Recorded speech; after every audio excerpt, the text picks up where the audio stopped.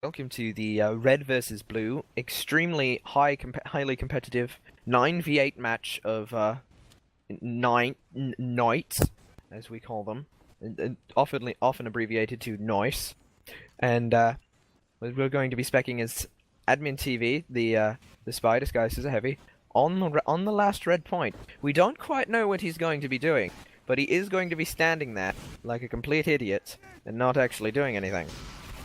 He appears that he's going for a stab. Oh, he's challenged Bob. Bob killed him. Bob killed him. This is an important pick for the rest of the game. It should mean that they should be able to slide in with the cap and just completely unchallenged go for the cap. Except that there's a sentry and this is a pub, so they're just gonna die. And because they don't know what sentries are. Looks like Murray has taken out the teleporter, but not the sentry that is set up there, because there's an engineer standing behind it, brainlessly hitting it with a wrench. Here we see Robotic Sausage, the Manco Cap, Liberty Launcher, Soldier, who's currently very low health, all the way back at Blue Spawn. Well, he's actually not that low health. He's actually quite healthy, if you will. He's going to be trying to go to mid. He's going to see if he can get any actual valuable picks, but he doesn't seem to be able to land a single rocket on anybody. He's nailed Alligator a couple times, but because the Liberty Launcher is a shit weapon, he's actually not going to kill the Alligator at all. Or he may prove me wrong. The Liberty Launcher class within Soldier is actually a very strong class if you know how to play it. And by if you know how to play it, I mean if you get a lot of random crits. So, when you're playing Soldier, there's a few different subclasses that you can pick.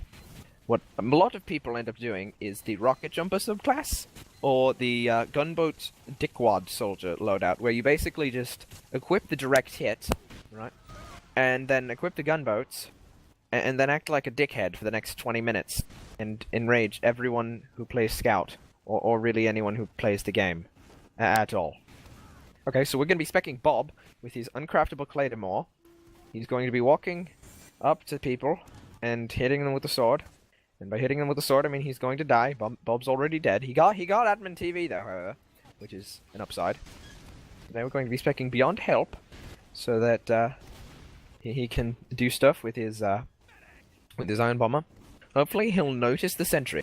He seems to have noticed the sentry, but he doesn't quite know. He didn't notice the sentry actually.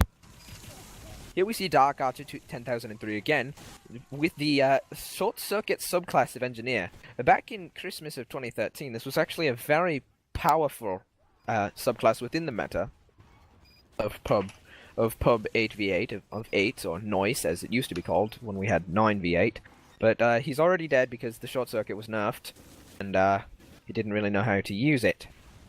So now we're going to be specking What's Hot Asinus, low health WM1 Pyro, it seems, who's going to be attempting to cap the point, it seems. But at the same time, I'm not sure how he's actually going to be able to do that with such low health.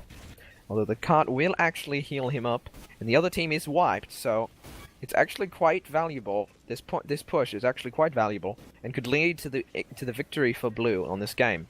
So what we hopefully should be seeing here from Red is a last-second defense of basically just random crits and spam mini-sentries, which is really the only way to defend in a pub. So what we're going to be doing, there's quite a big push by Blue here. Here we're going to be specking Overwatch, who appears to be a Smurf scout with no hats, who's actually knows how to aim and play the video game. But this doesn't actually matter anymore, because in overtime on Payload, the cart just moves forward without giving a fuck, and it cannot be stopped. So, looks like this is a victory for Blue. This wraps up the Premier League finals of Pub TF2, and thanks for watching.